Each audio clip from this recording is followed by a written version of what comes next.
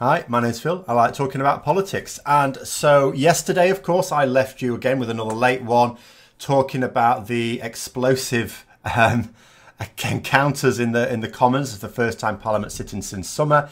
And a bill was put forward to take control of parliamentary business for today, which has, of course, succeeded. And that was in order to put forward a bill to compel the Prime Minister to seek an extension if the only other option was leaving without a deal. In other words, it's there to stop no deal. So that's passed through the Commons. Now that that's happened, what I want to discuss are the three sort of gambits that Boris Johnson had left, but he's probably really only got one of them realistically, to discuss the likelihood of each of these and what his chances are now of being able to get his no-deal Brexit. But first, if you find yourself enjoying the video, then please click the like button and subscribe to the channel.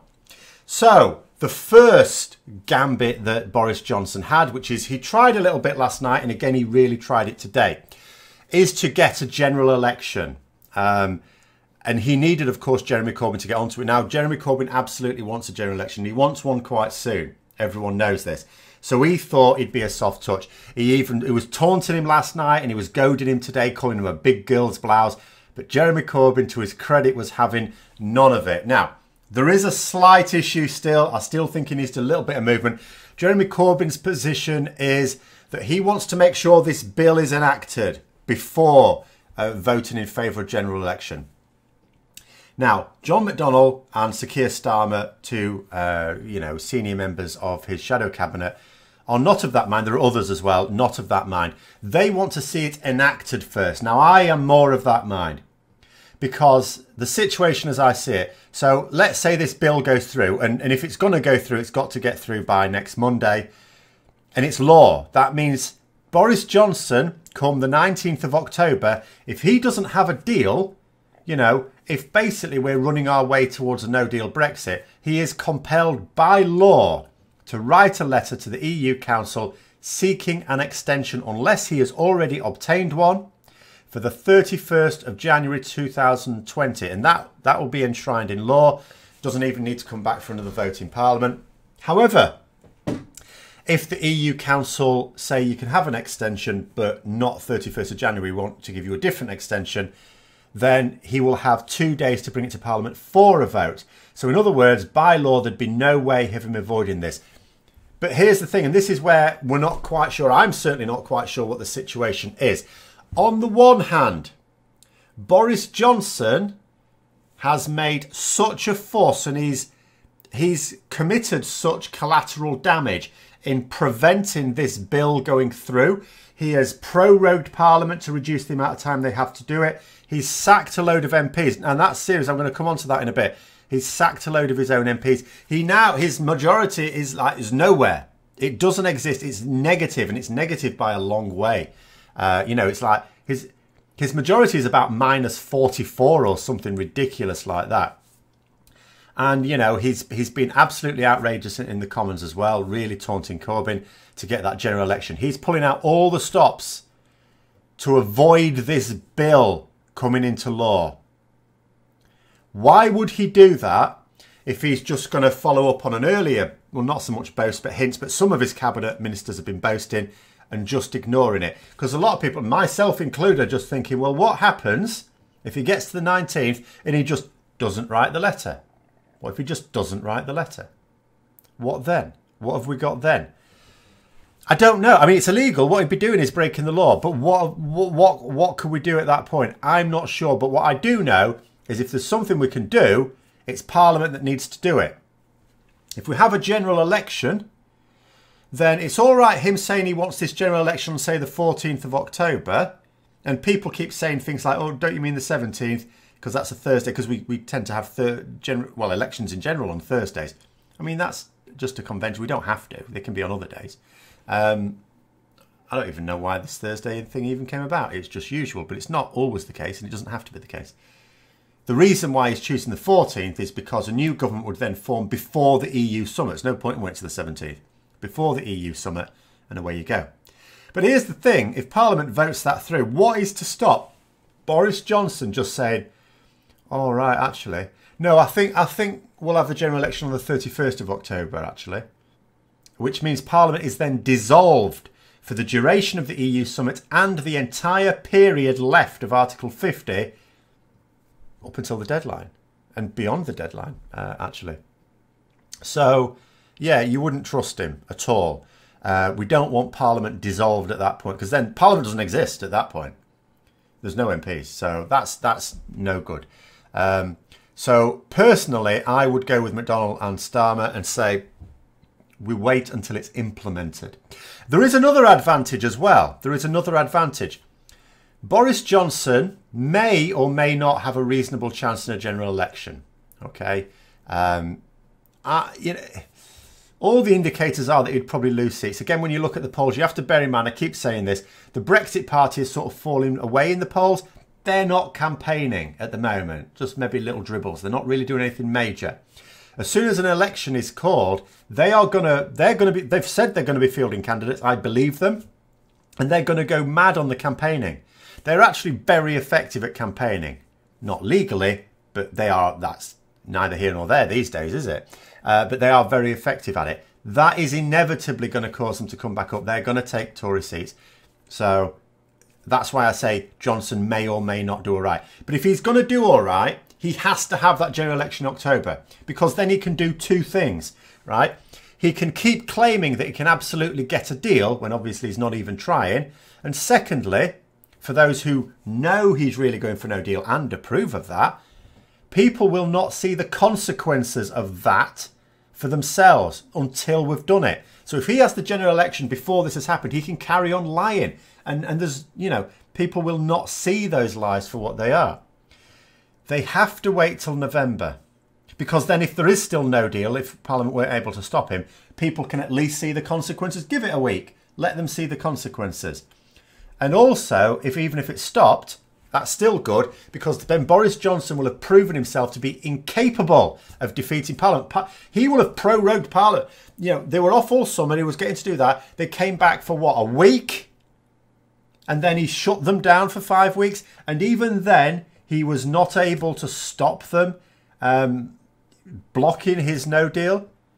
At that point, he has shown himself to be utterly impotent. So either way, Johnson is surely knackered, and you know, in a November one. So no, it's for me, Corbyn's position at the moment is fine because he's not going along with it. But if this bill passes, he's still actually can he? Because actually, by the time the bill passes, Parliament's going to be prorogued immediately after, isn't it? So he'll not even get an opportunity, will he?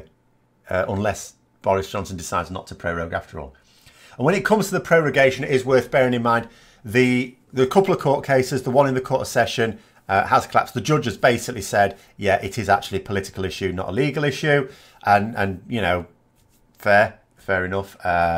Which basically means the prorogation looks like it will be able to go ahead. Yes, there is another court case still to come. But if one senior judge has said it's not a legal issue, then I'm going to guess the other one's going to as well. So that's the situation there. The other interesting thing, someone mentioned this on Twitter, it's really intriguing. So Boris Johnson hasn't had a good start to his premiership. He has lost multiple votes in Parliament. He's already possibly going to be the shortest serving Prime Minister ever.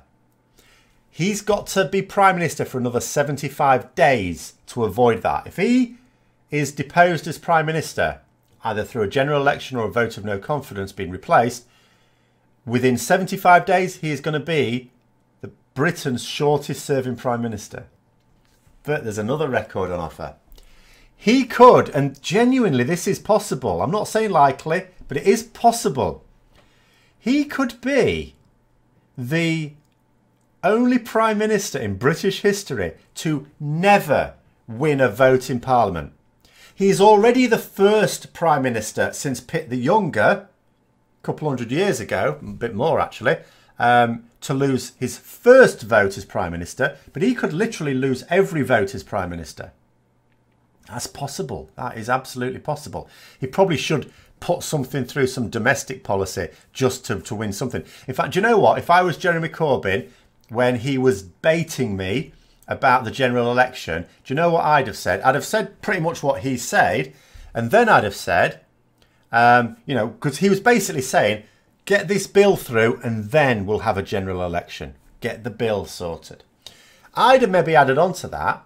Tell you what, Prime Minister, why don't you support the bill as well? And then you may not go down in history as the only Prime Minister never to win a vote in Parliament. Because you might be on the winning side for once. I'd have been cheeky as hell. He was. I mean, is that even parliamentary language? Are you allowed to call someone a big girl's blouse? Are you? Well, he is apparently. Anyway, that's the first option. Try and get a general election. Corbyn at the moment is having none of it. So whether he I still don't want him to have it in October. Give it him in November. And I don't mean give it him, like vote for it in October to have it in November. No, don't even vote for it until November. Then when he's utterly exposed, then do it. That's your best chance, Jeremy. Do that. Listen to your, shadow cabinet members, the good ones, the sensible ones anyway. So that's his first option. Doesn't look like it's working. It's certainly not going to work to block this bill. Second option, blocking it in the Lords. So it's now gone through the House of Commons. It's gone through. It now goes to the House of Lords for scrutiny. Now, unlike in the Commons where you can't really filibuster because you've got time limits, you can in the Lords. And in fact, there's another little law in the Lords that they are doing to... Basically, they need to force it to run out of time so that it can't be voted on. And in the House of Lords, a peer, if they want to propose an amendment... Now, in the House of Commons, if any MP can propose an amendment to any piece of legislation, but they can't all have them debated and voted on if there's lots putting them in. It's up to the Speaker of the House to decide which ones have a realistic prospect of success. Because there's no point in putting aside time to debate something that's going to have two people vote for it. That's just stupid. So they have to get a general feeling for how much support there are for various amendments, and they go with it on that basis. But in the Lords, it's different. A peer that wants to propose an amendment can do so. There's no one stopping them. There's no consideration of likelihood of success. And the Lords apparently have put forward 84 amendments just to the motion, the business motion for today. Never mind all the business that needs to be carried through tomorrow. So, and this is a situation where I have to say, like in the Commons, it's a minority that want a no-deal Brexit. But in the Lords, it's a really small minority that wants it. And yet, because of the, frankly, archaic way that the Lords works, and this has got nothing to do with being elected or unelected. That's a separate issue, which someone has asked me to talk about. I'll probably talk about that at some point. But this is just a procedural issue that probably should be updated. But nonetheless, the majority of the Lords are confident that they will have enough time to get this through the Lords tomorrow and maybe a bit of Friday. I don't think the Commons is really sitting on Friday in any major way, but I think the Lords is. So they've got Friday. The idea then, it does have to come back to the Commons one last time, but it could do that on Monday. Remember, it's being prorogued next week, but we don't know exactly when. The suspicion is Tuesday, which means that if it gets through the Lords before the weekend, it can get back to the Commons really quickly for the last just check, because the Lords may put amendments in it that the Commons then has to vote through, but that's not a full day thing. That's just a quick through, and then done. It's law. Johnson's lost. That's the thing there. In fact, there was actually a bit of an exchange in the Commons today with Boris Johnson accusing Corbyn through this bill of undermining his negotiations. And I can't remember the exact word, but Corbyn says something like it's a bit difficult to hinder these negotiations when they're not even happening. Because we know these negotiations are not actually taking place. The other thing is, of course, in a bit of gamesmanship, Boris Johnson is labelling this bill as the Corbyn surrender bill, and he's ordering his MPs to refer to it only as that as well. It is obviously an attempt at a soundbite to try and undermine the efforts. It's to sort of disparage Corbyn as well as the bill itself. I'd like to say that it's just childish and it's not going to work, but we all know it will in the quarters he needs it to work. That's just unfortunate. There's nothing we can do about that. So that second option, having it delayed in the Lords to the point where it runs out of time, that's a serious prospect. That is, I'm going to have to be honest, a serious prospect. Don't get too jolly about the fact it's gone through the Commons. It was always going to go through the Commons. Yes, we're happy it's done it, but it was always going to do that. The the Lords is a much tougher prospect. Now, the Cooper bill, they also attempted before summer. That was, you know, a similar situation where it was rushed through the Commons in one day and they wanted to rush it through the Lords very quickly as well. Similar situation in that they attempted those delaying tactics. It didn't work on that occasion. I cannot say it won't work on this occasion. They are really pulling out the stops. They're really, you know, these hardline Brexiteers, even though there's not that many of them in the Lords, they're really going for it. And I hope it can be stopped. I hope that those tactics can be stopped, not the bill, and that the bill gets through its 3 readings and votes and back to the Commons. We will have to wait and see on that one. We will just have to wait and see. Obviously, I'll review the progress tomorrow evening after the first day. I'm not expecting it to have gone through in the first day, but we'll hopefully be able to judge whether it would then have a good chance of getting through with Friday. And then the third option that Boris Johnson was suggesting, so it's gone through the Commons, of course. He hasn't been able to get his general election. That's failed. Let's say it gets through the Lords, so that'll have failed. His final option was to advise the Queen to refuse to grant it royal assent. Now, this is not like the prorogation thing. Like I've said, prorogation now looks likely. The Court of Session has at least agreed that from a legal point of view, he can do it. It's a political issue, really. And so he's got away with that. But this is different. It's not, because the Conservatives were arguing, the government were arguing, well, it's normal for Prime Minister to prorogue. Well, it's okay, it is. But just not under these circumstances and not like this. And not for these reasons. But it is not normal to try and get the Queen to refuse royal assent. That is not normal at all. The last time a sovereign, because the sovereign, you know, prorogues Parliament roughly once a year. But, you know, the reigning king or queen has not, and it was a queen on this occasion, has not refused to grant royal assent since 1707, Queen Anne. So this is absolutely not normal. And you would really think she would say no to that. But as it happens, and I don't know that this is fact, but apparently I saw something about the Speaker saying that it doesn't actually need the Queen's consent because it's an amendment, not a new law. So in actual fact, it's okay. It won't, you know, that won't be an issue. So it would seem that the Lords is Johnson's last lingering hope on this. Now that still brings into question, if it does become enacted in law, is Boris Johnson really compelled? Because he's not going to be physically forced to write it, is he? Just legally. What are the consequences? Think about it this way, from Boris Johnson's point of view. If he writes that letter, even though he's legally compelled to do so, he's finished. He has become Prime Minister on one promise, that we are leaving the EU on the 31st of October. To some people, preferably with a deal, but to others, they actually want the no deal, and that's what he's committed to. Either way, we are not a member of the EU on the 1st of November. That is his only negotiating plank. That is it. That is his reason for being. His raison d'etre as Prime Minister. That is it.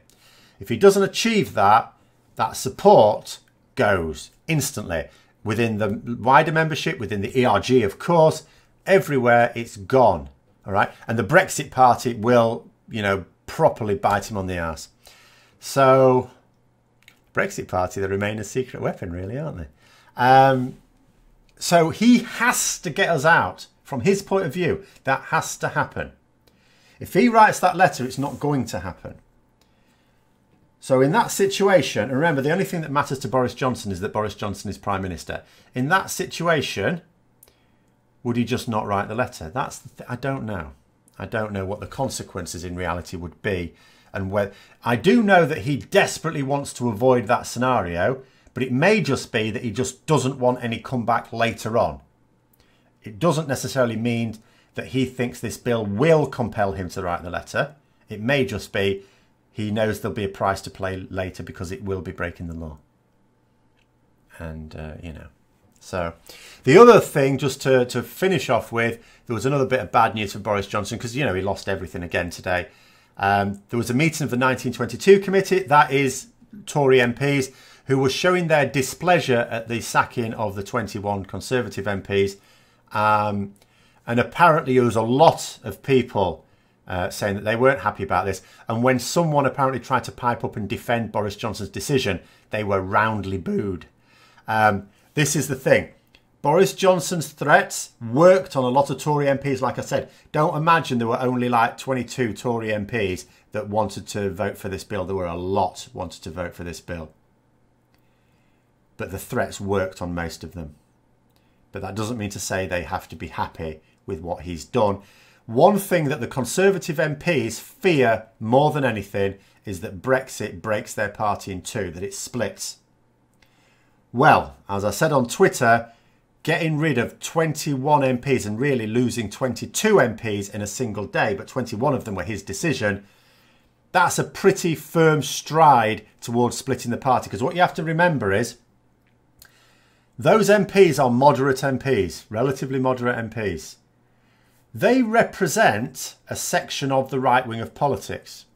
Now, if the party is basically saying that they are no longer occupying that part of the right wing of politics, there's a lot of voters on that part of the right wing of politics in the country. They will lose those voters to the Lib Dems, is ultimately what's going to happen.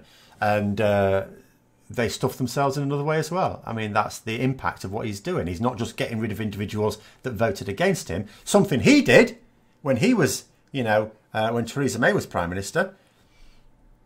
But, in fact, as someone pointed out, Jacob Rees-Mogg voted against the whip 100 times. And yet, some of these MPs have voted against their whip for the first time ever, and they're out of the party. And that's not going to play well amongst their non-supporter voters as well. So it's all been lose-lose. No wonder Boris Johnson... I mean, my girlfriend was asking tonight, do you think, you know, he should have bothered with the prorogation at all? Is it going to do him any good if this bill goes through? Yeah, it might as well, because, to be honest, we can see what happens when Parliament's sitting. He gets stuffed well and truly. You know, Dominic Cummings' strategic genius tag has well and truly fallen off. Boris Johnson doesn't know what to do. You know, he's completely at sea. He hasn't got a clue. His normal buff and bluster isn't working at all. You know, so, yeah, I'm sure he's delighted that Parliament's not going to be sitting for 5 whole weeks. Thank God it's another summer. Crikey. He can't cope, can he? He cannot cope when Parliament is sitting. But anyway, before I keep going on and on, hope you found the video interesting. If you'd like to support the channel further, then please click the Patreon link for details. And until next time, I'll see you later.